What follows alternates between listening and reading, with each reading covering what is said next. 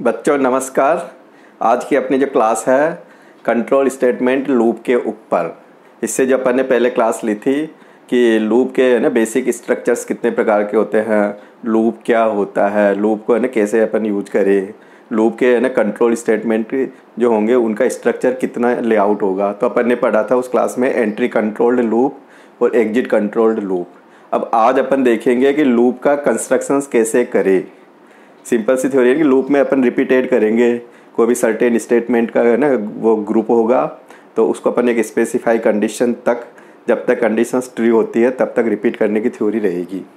तो अपन है ना लूप कैसे कंस्ट्रक्ट करें।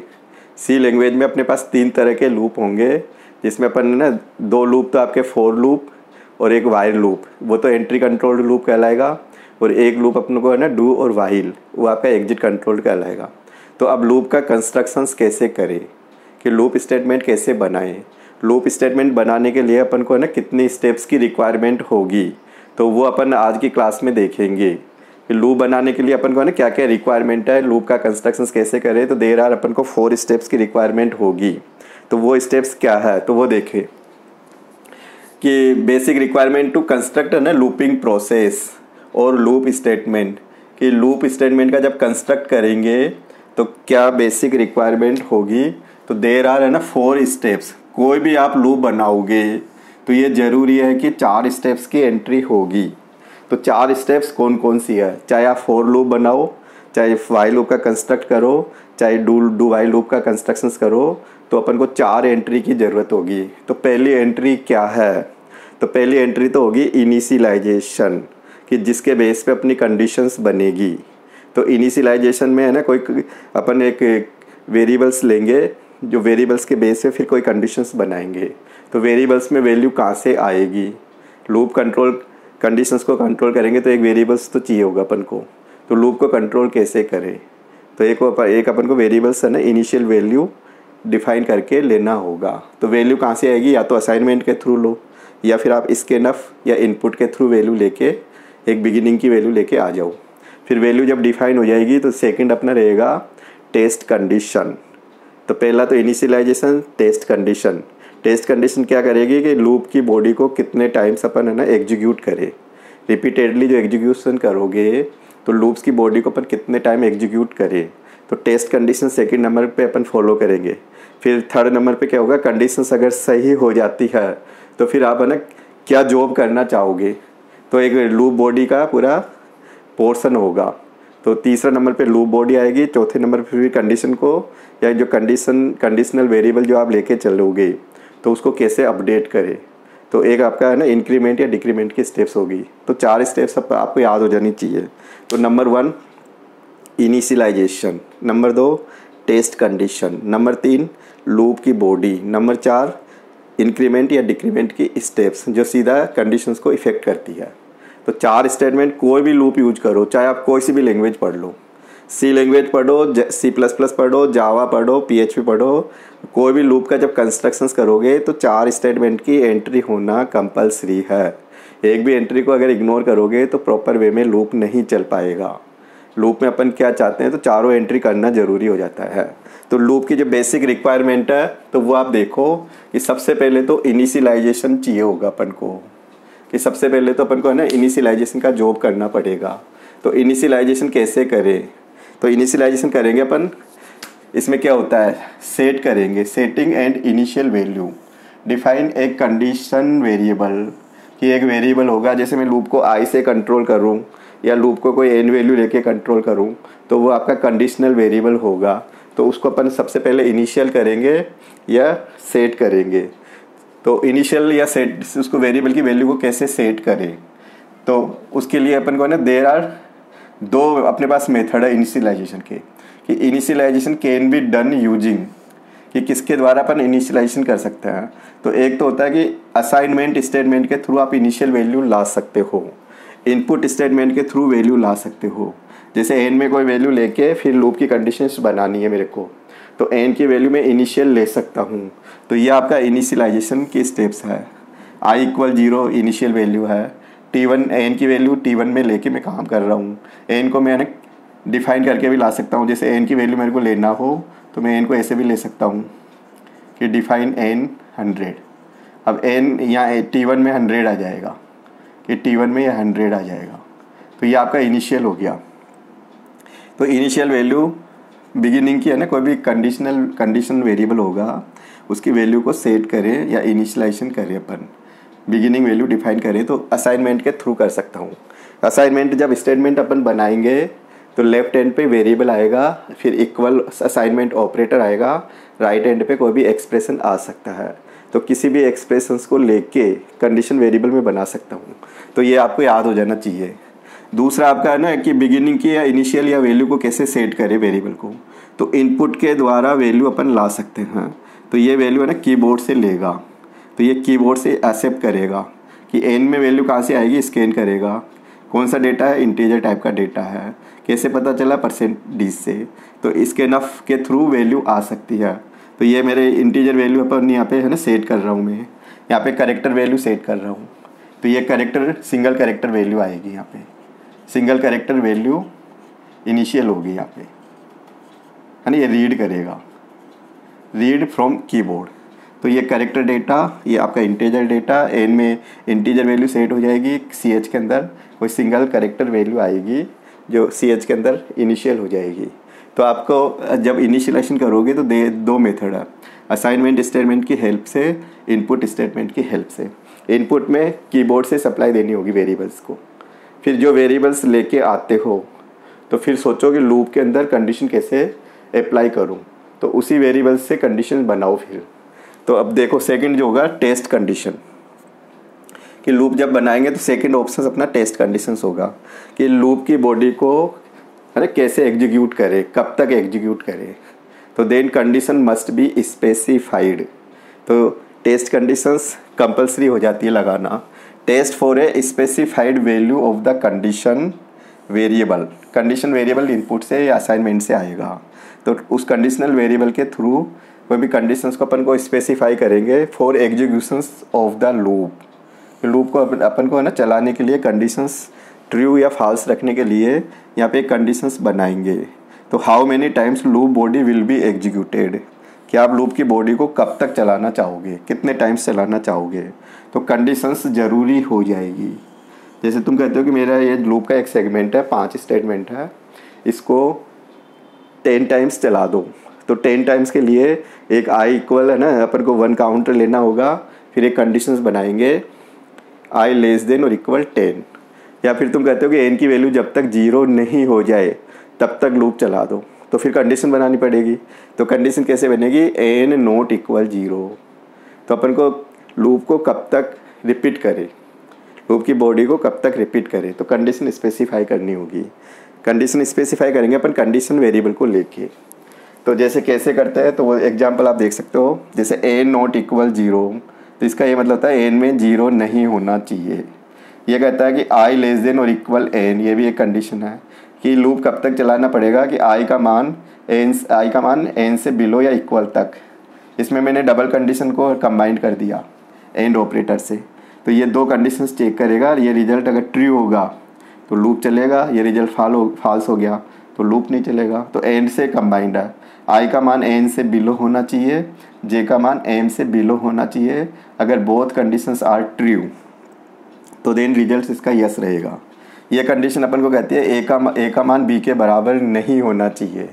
ये कंडीशंस कहती है कि सी एच के अंदर एन नहीं होना चाहिए।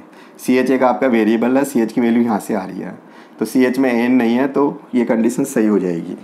तो अपन को ना लूप की बॉडी को कब तक एग्जीक्यूट करे, तो कंडीशंस लूप के अंदर आना ज़रूरी है, नहीं तो फिर पता नहीं चलेगा लूप कब तक चलाए। जैसे मैं कहूँ ना, तुम कोई भी है ना इसको लिखो, जैसे मैंने कह दिया कि अपने जयपुर वर्ड है उसको लिखो। अब मैंने कहा कि कब तक लिखूँ, तो एक कंडीशंस देनी ही पड़ेगी, नहीं तो फिर इनफाइनाइट चल जाएगा लूप, कंडीशन प्रॉपर नहीं लगाएंगे। तो कंडीशंस तुम मैंने कहा कि 10 टाइम्स तक जयपुर को लिखो, तो 10 होते ही तुम स्टॉप हो जाओगे। तो अपन को condition must be specified loop के अंदर। सेकंड ऑप्शन सही ज़रूरी है।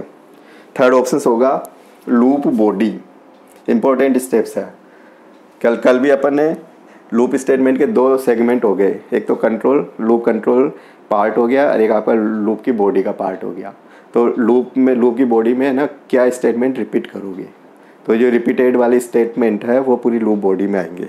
तो लूप बॉडी का मतलब होता है what statements to be executed repeatedly, कि अपन को क्या स्टेटमेंट रिपीटेड करना है, तो उसको अपन पूरा लूप बॉडी में मेंशन करेंगे कि what statement to be executed repeatedly, then loop body must be mention. Loop body mention within braces. Loop body को लूप कंस्ट्रक्शंस पे कैसे दिखाएंगे, तो लूप बॉडी को बिगिन क्लोज ब्रेसेस में अपन मेंशन करेंगे। तो लूप बॉडी का बिगिन होगा, लूप बॉडी का क्लोज होगा। बिगिन और क्लोज के बीच में मल्टीपल स्टेटमेंट आ सकते हैं। अगर लूप बॉडी का एक स्टेटमेंट है, loop only have single statement, तो देन लूप बॉडी में बी इग्नोर, मतलब ब्रेसेस में भी इग्नोर, मतलब लूप बॉडी के अंदर जो ब्रेसेस है उसको मैं इग्नोर कर सकता हूँ। कब? जब लूप का ओनली सिंगल स्टेटमेंट है। जैसे लूप में है ना एक ही स्टेटमेंट का रिपीटेशन होना है, तो ब्रेसेस को आप हटा सकते हो, लगा दोगे तो भी कोई दिक्कत नहीं है। तो अगर एक स्टेटमेंट है तो ब्रेसेस में भी इग्नोर। और एक अपनी और कंडीशन है, अगर लूप बॉडी में कोई भी स्टेटमेंट नहीं है, if loop body have no statement है ना, या ब्लैंक स्टेटमेंट है, तो देन उसको अपन बोलेंगे नल स्टेटमेंट लूप कहेंगे। कई बार क्वेश्चंस आ जाएंगे what do you mean by null statement loop. तो नल स्टेटमेंट लूप में लूप बॉडी नहीं होगी। लूप बॉडी में कोई भी स्टेटमेंट अपन मेंशन नहीं किया तो वो नल स्टेटमेंट लूप कहलाएगा।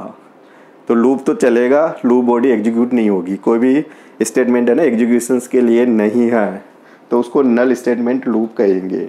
तो ये कई बार है ना अपन को सेपरेट क्वेश्चंस बना देते हैं, पूछ लेते हैं 1 नंबर 2 नंबर में। तो अपन को 3 तो ये अपन पढ़ चुके कि लूप चलाएंगे, लूप बॉडी ज़रूरी है। फिर नेक्स्ट होगा इंक्रीमेंट, INCR मतलब इंक्रीमेंट और डिक्रीमेंट स्टेप्स। चौथी स्टेप्स होगी लूप की कि 4 स्टेप्स की एंट्री कंपलसरी है। चौथी स्टेप्स में क्या होगा कि अपडेट द कंडीशन वेरिएबल और लूप कंडीशन। लूप कंडीशंस को अपन को अपडेट करे या कंडीशन वेरिएबल को अपडेट करे, तो इंक्रीमेंट डिक्रीमेंट की स्टेप्स होगी। इंक्रीमेंट का होता है कि बढ़ाओ, डिक्रीमेंट का होता है घटाओ। तो आई से अगर अपन ने कंडीशन वेरिएबल आई ले रखा है तो ये इंक्रीमेंट है, आई का ये डिक्रीमेंट है, ये डिजिट का डिक्रीमेंट है। एक डिजिट यहाँ से कम हो जाएगा, कम होते होते n 0 बन जाएगा। यहाँ पे है ना t का मान 5 से इंक्रीमेंट है, a का मान b से डिक्रीमेंट है। तो ऐसे है ना कंडीशन वेरिएबल को अपडेट करना हो या लूप की कंडीशंस को अपडेट करना हो, तो एक स्टेप्स अपन की इंक्रीमेंट डिक्रीमेंट की लूप के अंदर 100% होगी। तुम कहोगे ये नहीं लगाएं तो क्या होगा, तो अगर ये स्टेप्स प्रॉपर फॉलो नहीं करोगे तो ये समझ लेना कि लूप आपका इनफाइनाइट चलेगा। क्योंकि ये सोच लो कि लूप कब तक चलता है, कंडीशन पे डिपेंड करता है। तो कंडीशंस अगर मान लो फॉल्स या ट्रू नहीं हो रही तो सोच लो कि फिर तो इनफाइनाइट चलेगा। तो अपन को ट्रू फॉल्स करने के लिए इंक्रीमेंट डिक्रीमेंट लगाना ही पड़ेगा। कई बार होता है ना कंडीशंस ट्रू हो तो लूप चलाए, अब लूप को ट्रू हो तो वो चलता रहेगा। अब मान लो कंडीशन कभी फॉल्स ही नहीं हो रही तो फिर इनफाइनाइट चल जाएगा। तो ये लूप का जो कंडीशंस वेरिएबल है ये अपडेट होना बहुत ज़रूरी है हर राउंड में। जैसे आपका नेक्स्ट इटरेशन प्रोसेस को फॉलो करेंगे अपन, तो फिर ये कंडीशनल वेरिएबल अपडेट होना ज़रूरी है। हर राउंड में चेंज हो जाना चाहिए या वैल्यू कुछ न कुछ इसकी नई असाइन हो जानी चाहिए। अगर मैं रिकर्सिवली भी कोई भी लूप को ऐसे फंक्शंस को भी कॉल करूँगा तो भी मैं ना एक वेरिएबल को अपडेट करके चलूँगा। तो लूप के अंदर कंडीशंस को ट्रू फॉल्स बनाने का जो काम करता है वो इंक्रीमेंट डिक्रीमेंट स्टेप्स करती है। तो अब लूप के लिए अपन को है ना कोई भी कंस्ट्रक्शंस करेंगे 4 स्टेटमेंट का नॉलेज हो जाना चाहिए। हर लूप में 4 स्टेटमेंट आएंगे। तो पहला तो आपका इनिशियलाइजेशन हो गया, दूसरा टेस्ट कंडीशन हो गया, तीसरा लूप की बॉडी हो गई। लूप की बॉडी आपको क्लियर मेंशन कर ही देंगे ब्रेसेस के अंदर, ये मैंने क्लियर बता दिया। अगर लूप बॉडी में एक स्टेटमेंट है, सिंगल स्टेटमेंट है, तो ब्रेसेस को अपन हटा सकते हैं। अगर लूप बॉडी में कोई भी स्टेटमेंट नहीं है तो उसको नल स्टेटमेंट लूप कहेंगे। और फिर लूप बॉडी के अंदर इंक्रीमेंट या डिक्रीमेंट की कोई स्टेप्स होगी जो कंडीशन वेरिएबल को अपडेट करती है या लूप कंडीशन को अपडेट करती है। तो 4 स्टेटमेंट से लूप बनता है। तो सी लैंग्वेज में अपन 3 तरह के लूप पढ़ेंगे। तो उन 3 तरह का लूप का जब भी कंस्ट्रक्शंस करोगे, सिंटेक्स दिखाओगे, तो ये 4 पॉइंट आ जाने चाहिए। तो ये याद रख लो, ज़रूरी है ना। ये नहीं आएगा तो आगे फिर लूप चलाने में तुमको दिक्कत हो सकती है। अब आगे का अपन देखें कि सी लैंग्वेज में है ना लूप क्या होते हैं, कैसे बनाएंगे। लूप के लिए अपन को कंस्ट्रक्शंस करेंगे तो 4 स्टेटमेंट की कैसे एंट्री करते हैं, तो वो देखिए अपन। अब अपना है ना एक क्वेश्चंस देखो, फिर उसका आंसर देखते हैं कि how many types of loop statement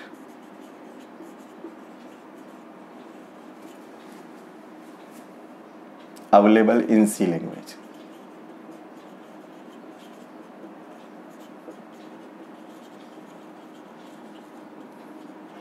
explain with syntax and example. Explain with example. ऐसे परीक्षा में इस तरह का क्वेश्चंस आ जाता है। तो सी लैंग्वेज की बात करें तो सी लैंग्वेज में लूप है ना 3 प्रकार के होते हैं कि there are 3 types of loop statement in C language. तो दीज आर वो क्या क्या होते हैं, तो इसको देखोगे कि there are 3 types of loop statement available in C language. अब क्या क्या है ना, these are. Number 1 for loop statement है ना। Number 2 while loop statement.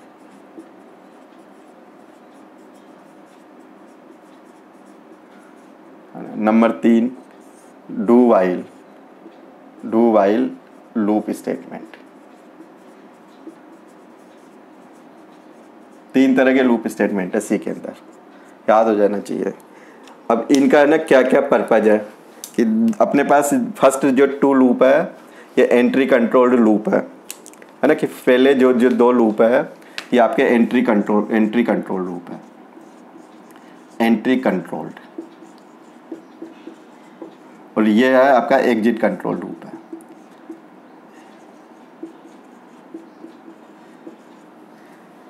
For loop को अपन एंट्री कंट्रोल में डालेंगे कि लूप चलाने से पहले कंडीशंस को चेक करेगा, अगर कंडीशंस ट्रू है तो देन लूप को इवैल्यूएट करेगा। अगर कंडीशंस फॉल्स हो जाती है फर्स्ट में बिगिनिंग पे तो देन है ना लूप से एग्जिट रहेगा कंट्रोल, लूप के अंदर एंट्री नहीं हो पाएगी। तो ये टॉप टेस्ट कंडीशंस कह दो, ये बॉटम टेस्ट कंडीशन लूप कह दो, है ना। ये प्री टेस्ट कंडीशन लूप कह दो, इसको पोस्ट टेस्ट कंडीशन लूप कह सकता हूँ मैं।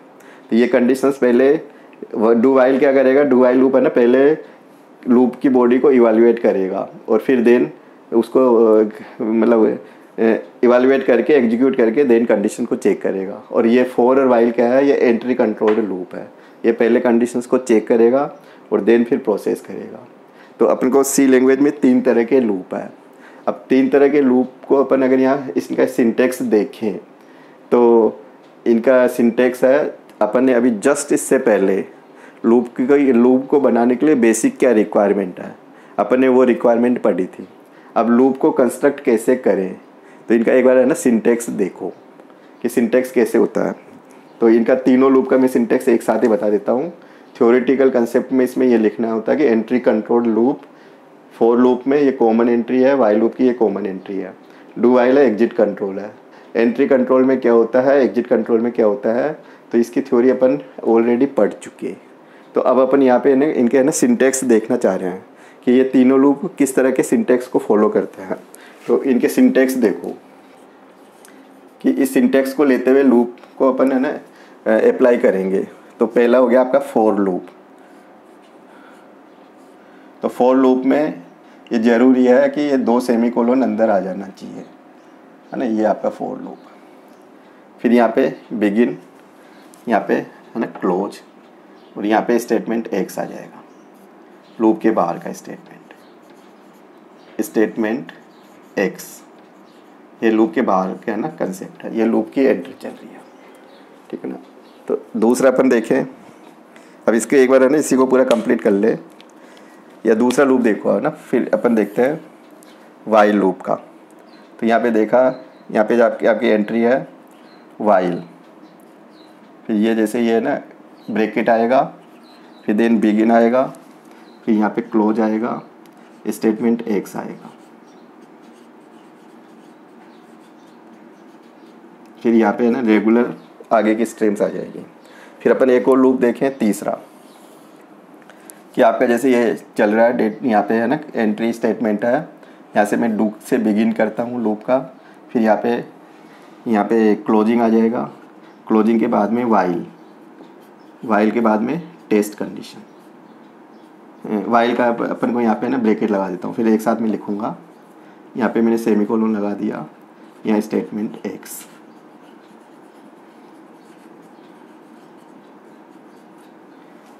तो इतना तो आपको याद हो ही जाएगा सिंटेक्स में कि यहाँ फोर का ब्रैकेट आएगा, सेमीकोलन 2 सेमीकोलन आ जानी चाहिए, 2 सेमीकोलन, और फिर ब्रैकेट का क्लोज आएगा, बिगिन आएगा, क्लोज आएगा, फिर लूप की बॉडी इसमें डालेंगे, स्टेटमेंट एक्स आएगा। वाइल लूप में कंडीशंस आएगी, ऊपर इनिशियल वैल्यू आएगी, फिर लूप की बॉडी इंक्रीमेंट और देन बार, फिर ऐसे डू से शुरू करूँगा और क्लोजिंग पे बॉटम पे कंडीशंस डालूँगा। अब आप देखो कि यहाँ पे अपन क्या लिखे। तो सबसे पहले तो यहाँ पहली स्टेप्स इनिशियलाइजेशन की स्टेप्स आएगी, 1 टाइम एग्जीक्यूट होगी, ज़रूरी है। यहाँ पे है ना फर्स्ट नंबर पे तो ये आ गया, ये टेस्ट कंडीशन, यहाँ पे टेस्ट कंडीशन, सेमीकोलन लगेगा, ये ध्यान देने का पॉइंट है, कोमा नहीं लगाओगे। फिर इंक्रीमेंट डिक्रीमेंट की स्टेप्स आएगी, यहाँ पे इंक्रीमेंट है ना, या डिक्रीमेंट की स्टेप्स कह दो, डिक्रीमेंट स्टेटमेंट। फिर है ना इसका बिगिन आएगा, क्लोज आएगा, फिर यहाँ पे है ना लूप की बॉडी आ जाएगी, यहाँ पे लूप स्टेटमेंट कह दो, लूप स्टेटमेंट कह दो या बॉडी कह दो, ठीक है ना। इसको अपन लूप बॉडी भी मैं कह सकता हूँ, लूप बॉडी में एक स्टेटमेंट भी हो सकता है, 2 भी हो सकते हैं, ज़्यादा भी हो सकते हैं, है ना। तो इसमें ये पहला पार्ट हो गया कि जैसे अपन ने 4 पार्ट, ये पहला पार्ट, ये दूसरा पार्ट है ना, ये आपका ये तीसरा पार्ट, और ये सीधा फिर यहाँ से चलेगा, और ये लूप के बाहर का स्टेटमेंट, ये लूप की बॉडी है ना ब्रेसेस में मेंशन कर देंगे अपन। फिर यहाँ देखें तो यहाँ पे क्या आएगा, टेस्ट कंडीशन, यहाँ पे तो इनिशियल वैल्यू आ जाएगी ऊपर कि यहाँ पे है ना इनिशियल वैल्यू आ जाएगी, कोई भी स्टेटमेंट लेके चले तो सबसे पहले इनिशियल वैल्यू आ जाएगी, यहाँ पे इनिशियलाइजेशन, ईच स्टेटमेंट का सेपरेशन हो गया। फिर वाइल में क्या होता है, टेस्ट कंडीशन,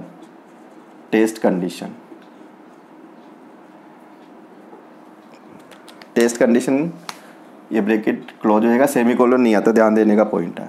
टेस्ट कंडीशन के बाद में क्या आएगा, लूप की बॉडी, यहाँ पे लूप स्टेटमेंट कह दो या लूप बॉडी कह दो, है ना। फिर इंक्रीमेंट डिक्रीमेंट की स्टेप आएगी, इंक्रीमेंट या डिक्रीमेंट स्टेप, और फिर ये स्टेटमेंट बाहर का हो जाएगा। तो ये पहला नंबर पे हो गया आपका, ये देखोगे तो ये फर्स्ट नंबर की एंट्री हो गई, है ना, ये आपकी सेकंड नंबर की एंट्री हो गई, ये थर्ड नंबर की एंट्री हो गई, ये फोर्थ नंबर की एंट्री हो गई, और ये स्टेटमेंट एक्स बाहर का स्टेटमेंट हो गया। और डू में क्या होगा कि इनिशियल लेके अपन यहाँ चलेंगे, डू से ऊपर इनिशियल वैल्यू, इस इनिशियल वैल्यू यहाँ हो गई, इनिशियलाइजेशन, सेमीकोलन। फिर यहाँ पे ना लूप की बॉडी आ जाएगी कि लूप में क्या चाहते हो, पूरे स्टेटमेंट को डाल दो। फिर इसी में ना इंक्रीमेंट डिक्रीमेंट आ जाएगा, इंक्रीमेंट या डिक्रीमेंट आ जाएगा, और फिर ये वाइल में टेस्ट कंडीशन आ जाएगी, यहाँ पे टेस्ट कंडीशन,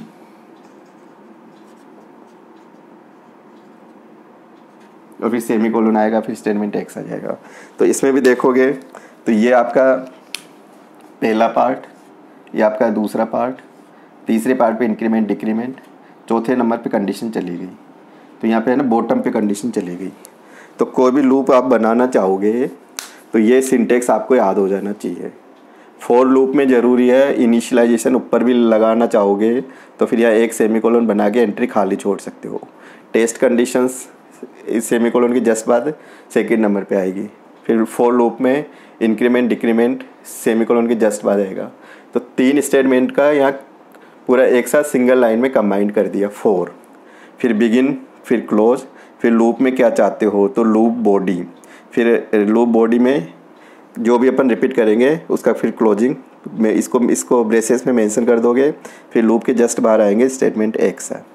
फिर वाइल लूप में क्या होता है कि ईच स्टेटमेंट का सेपरेशन हो गया, कि ईच स्टेटमेंट का सेपरेशन हो गया तो इनिशियलाइजेशन सबसे पहले हो गया, वाइल टेस्ट कंडीशन सही है तो ये अंदर आ जाएगा, फिर लूप की बॉडी को इवैल्यूएट करेगा, इंक्रीमेंट डिक्रीमेंट, फिर स्टेटमेंट एक्स हो गया।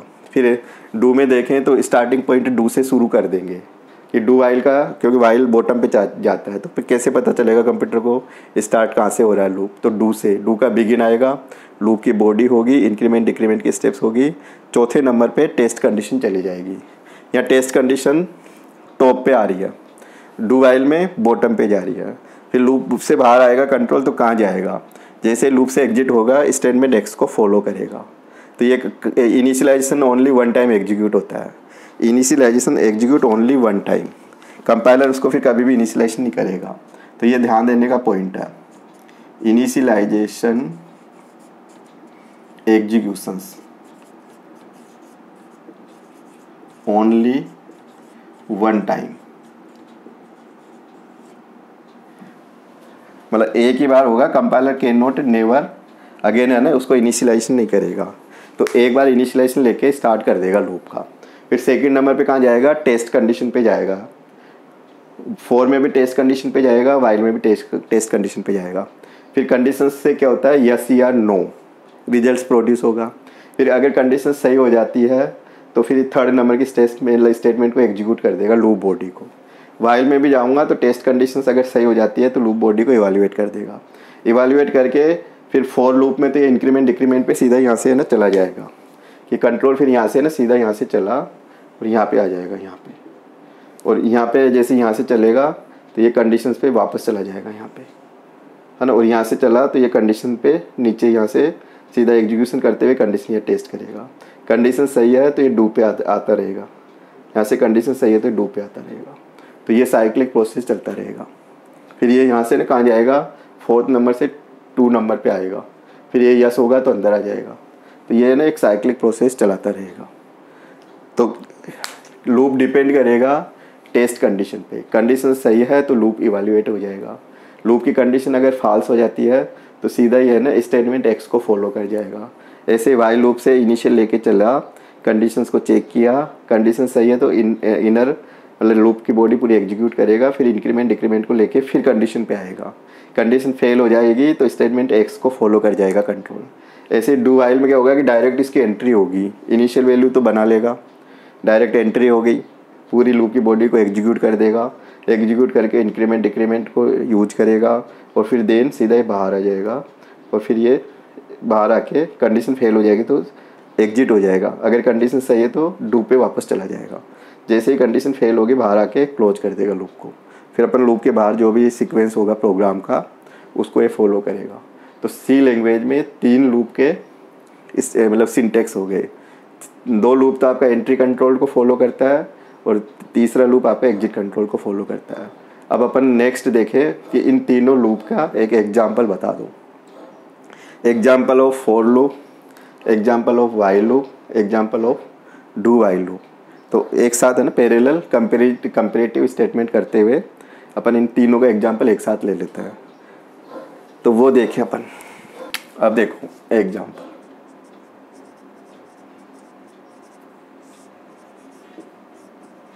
फॉर वाइल और डू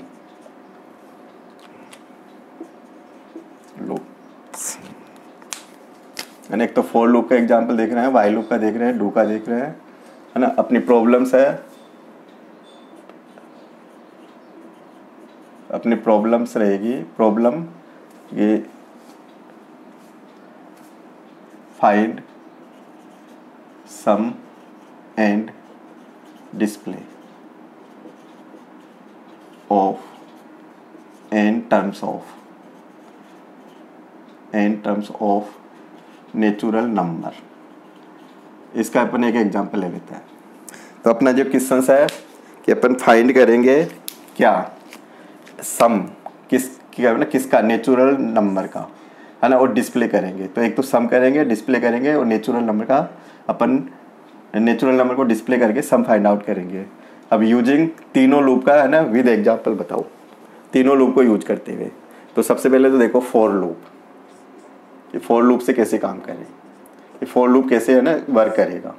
तो अपन ने मान लो कि अपन ने ये डेटा ले रखा है, आई ले रखा है, एन ले रखा है, सम इक्वल सम ले रखा है, ठीक है ना। अब मैंने मान लो कि यहाँ से ये डेटा स्कैन कर लिया, स्कैन % d, ये एन की वैल्यू आ गई, ये कितनी टर्म्स प्रिंट करोगे, सम इक्वल 0 कर दिया, इनिशियल वैल्यू मैंने 0 रख दी। अब लूप चला रहा हूँ, आई अपना इंटीजर टाइप का है, 1 से शुरू करेंगे, कब तक चलाओगे, तो यहाँ एन तक चलाऊँगा। एन कहाँ से आएगा, कीबोर्ड से आएगा। फिर आई प्लस प्लस का क्या मतलब होता है, 1 से बढ़ेगा। अब अपन क्या काम करें, तो ये अपना ना पूरा काम ही इसके अंदर आ जाएगा। फिर काम जब ओवर हो जाएगा तो फाइनल क्या प्रिंट कराऊंगा, मैं सम को प्रिंट कराऊंगा, सम इक्वल %d और यहाँ पे सम, ये सम को प्रिंट कराऊंगा। फिर अपना ना रेगुलर स्ट्रीम चलेगी यहाँ से। अब तुम कहोगे लूप कैसे वर्क करेगा, अब तुम देखो ये वर्क करेगा ना, तो i इक्वल 1 हो गया, ये इनिशियल हो गया, ये कंडीशन टेस्ट हो गई, n की वैल्यू यहाँ से आएगी। अब करें क्या, तो एक तो अपन को ये डिस्प्ले कराना है और एक सम करना है। तो सम पहले तो मैं डिस्प्ले करा देता हूँ। तो डिस्प्ले कैसे कराऊंगा, प्रिंट ऑफ, है ना, क्या नंबर है, इंटीजर नंबर है, कहाँ किससे चल रहा है, आई से चल रहा है। तो विद स्पेस के साथ है ना, 4d का मतलब होता है फोर्थ कॉलम में यूज करूँगा एक वैल्यू के लिए। 4 का मतलब होता है कि जो भी इंटीजर वेरिएबल्स की वैल्यू आएगी उसके लिए मैं विड्थ सेट कर रहा हूँ 4d, मतलब 4 कॉलम यूज करूँगा। d मतलब इंटीजर डेटा, 4 का मतलब उसकी विड्थ, तो 4d का मतलब फोर्थ कॉलम में विड्थ सेट करेगा। अगर 4 कॉलम में डिजिट नहीं है, मान लो सिंगल डिजिट है, 3 का स्पेस कर देगा। तो ये तो है ना प्रिंटिंग हो गई। फिर सम इक्वल सम प्लस आई, है ना, और ये लूप बन गया पूरा, ये आपका फॉर लूप हो गया।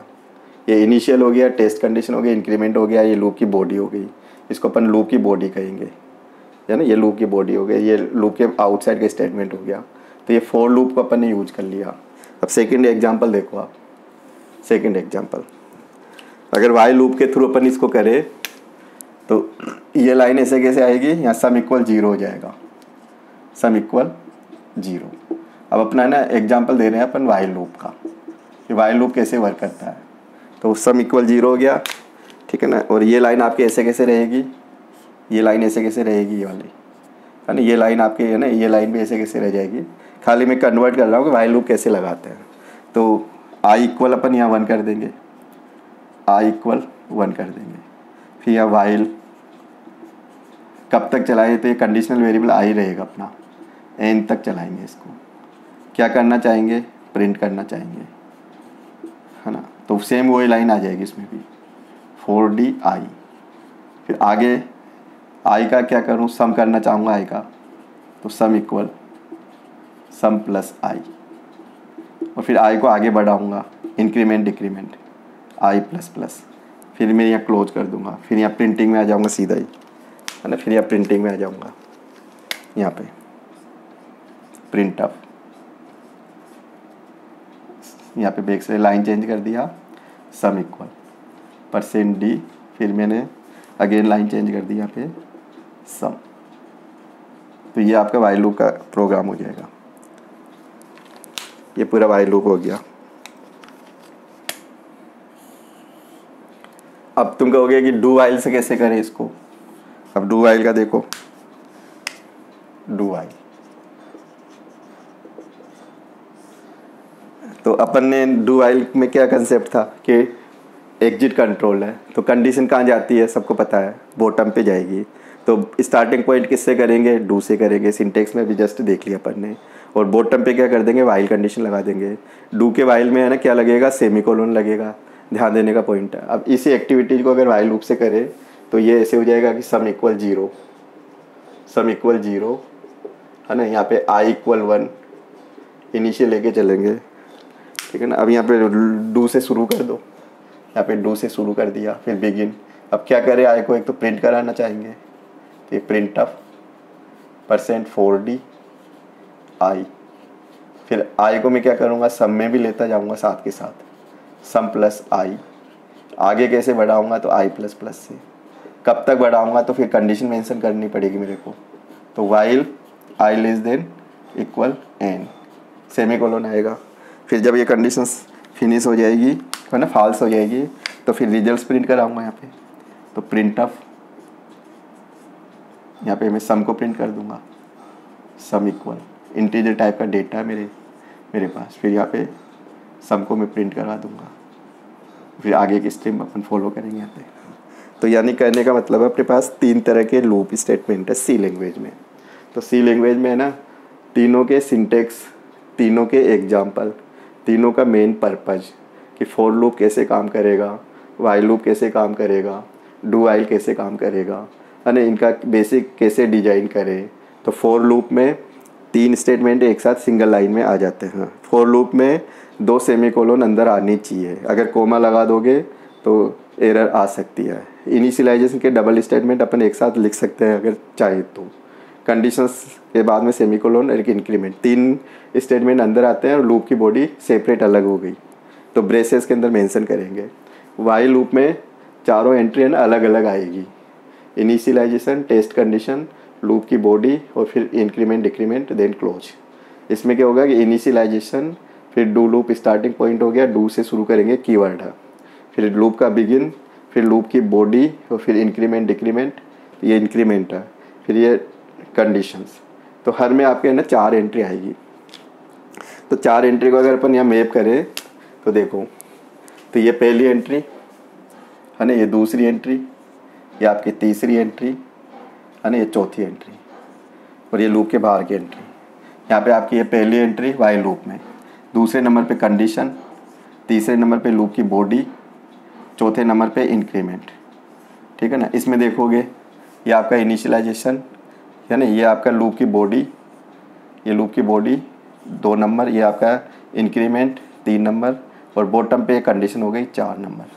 तो 1 नंबर इनिशियल सब में कॉमन है, कंडीशंस 2 में कॉमन सेम प्लेस पे है, ये बॉटम पे जा रही है। लूप की बॉडी यहाँ पे कंडीशंस के जस्ट बाद लूप बॉडी, फिर वाइल में डू में इंक्रीमेंट अंदर आएगा, फिर डू का वाइल में सेमीकोलन आएगा। तो थोड़ा सा ध्यान देने का पॉइंट है, जब पूरा लूप खत्म हो जाएगा तो स्टेटमेंट एक्स को फॉलो करेंगे। यहाँ पे स्टेटमेंट एक्स है सम %d और सम, जो लाइन लिखी हुई है, तो अपन को ये लूप का यूज करना आ जाना चाहिए।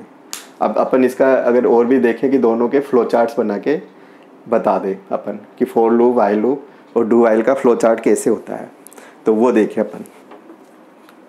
अब देखो इन दोनों का फ्लो चार्ट कॉमन होगा और इसका फ्लो चार्ट अलग होगा। तो इसका फ्लो चार्ट देखो, लूप का कंट्रोल का है ना, कैसे कंट्रोल करेंगे स्ट्रक्चर देखें अपन, इसका फ्लो चार्ट देखें अपन, फ्लो चार्ट। तो लूप में अपन ने अभी जस्ट पढ़ा है कि 4 तरह के स्टेटमेंट की एंट्री होगी। तो अपन ने यहाँ से जैसे अपन लेके स्टार्टिंग अपनी है ना एंट्री चल रही है, तो सबसे पहले तो अपन है ना इनिशियल वैल्यू लेके चले, जैसे कि i = 0, i = 1 है ना, 1 से स्टार्टिंग है। फिर अपन सम इक्वल 0, सम इक्वल 0। और इससे पहले अपन ने ना एक एंट्री और ले लेते अपन। इससे पहले अपन ने एक यहाँ पे एक और स्टेटमेंट आ जाएगा, वो आएगा पैरेललोग्राम। अपन एक है ना वैल्यू पढ़ लेंगे। अब यहाँ पे एक वैल्यू अपन पढ़ेंगे, यहाँ पे स्कैन करेंगे, स्कैन का मतलब रीड कर लेंगे। फ्लो चार्ट में अपन डायरेक्ट है ना रीड ही ले लेता हूँ मैं, ये रीड एन ले लेता हूँ। ठीक है ना, एन लिया, i = 1 लिया, सम इक्वल 0 लिया।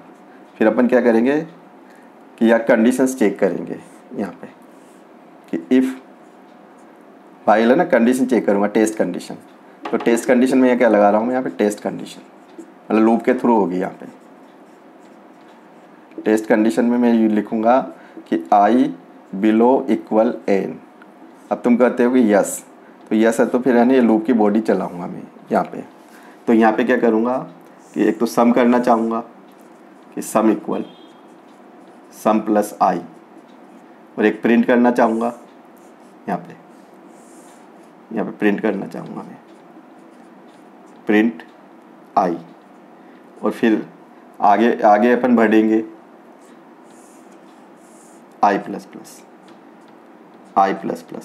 और फिर i++ से सीधे अपन यहाँ से चले और वापस कंडीशन पे आ जाएंगे अपन, बाहर नहीं निकलेंगे अपन, यहाँ पे कंडीशन पे आ जाएंगे। अब ये कंडीशन अगर मान लो ये यस होती है तो लूप चलाता रहेगा, है ना। और अगर ये कंडीशन फेल हो जाती है, नो का मतलब फेल हो जाती है, तो फिर अपन है ना रिजल्ट्स को प्रिंट करा देंगे यहाँ पे रिजल्ट्स को प्रिंट करा देंगे, प्रिंट सम, और सम को प्रिंट करा के स्टॉप कर देंगे अपन यहाँ पे, स्टॉप, ठीक है ना। और इसका अगर फ्लो चार्ट देखें डू वाइल का, तो अपना जैसे यहाँ से चले अपन, ये डेटा पढ़ लिया, सपोज यहाँ से चल रहा हूँ मैं, ये रीड कर लिया मैंने एन, है ना, आई इक्वल 1 ले लिया, ठीक है ना, सम इक्वल 0 ले लिया। फिर यहाँ से क्या करना चाहेंगे, ये डिस्प्ले करा दिया, प्रिंट पैरेललोग्राम में होगा ये आई। फिर सम करना चाहूँगा, ये सम कर दिया, सम इक्वल सम प्लस आई, है ना। फिर आगे बढ़ना चाहूँगा, ये आगे बढ़ गया आई प्लस प्लस। फिर मैं कंडीशन चेक करूँगा, कंडीशन मैंने यहाँ बॉटम पे चेक कर ली, यहाँ पे कंडीशन चेक कर ली यहाँ पे। तो यहाँ पे कंडीशन क्या हो जाएगी कि आई बिलो इक्वल एन, एन कहाँ से मिला, कीबोर्ड से चला। ये कंडीशन क्या होती है, यस होती है। तो यस होती है तो मैं कहाँ जाऊँगा, तो यहाँ पे आ जाऊँगा प्रिंट में। तो ये प्रिंट में आऊँगा तो ये डू के थ्रू आऊँगा, तो ये लूप बन जाएगा। जब ये कंडीशंस है ना अगर फॉल्स हो जाती है तो सीधा मैं है ना प्रिंटिंग में आ गया, यहाँ पे प्रिंट करा दूँगा। प्रिंट किसको कराऊँगा, सम को, और सम को प्रिंट कराएंगे। फिर क्या करूँगा, मेरा एक क्लोज हो जाएगा, पूरा स्टॉप हो जाएगा प्रोग्राम, तो यहाँ पे एंड हो जाएगा ये एंड। अब तुम ये देख रहे हो ना, ये कीबोर्ड से इनपुट लेके चला, ये इनिशियल वैल्यू हो गई, है ना, ये इनिशियलाइजेशन हो गया, ये इनिशियलाइजेशन, ये टेस्ट कंडीशन हो गई, ये टेस्ट कंडीशन हो गई।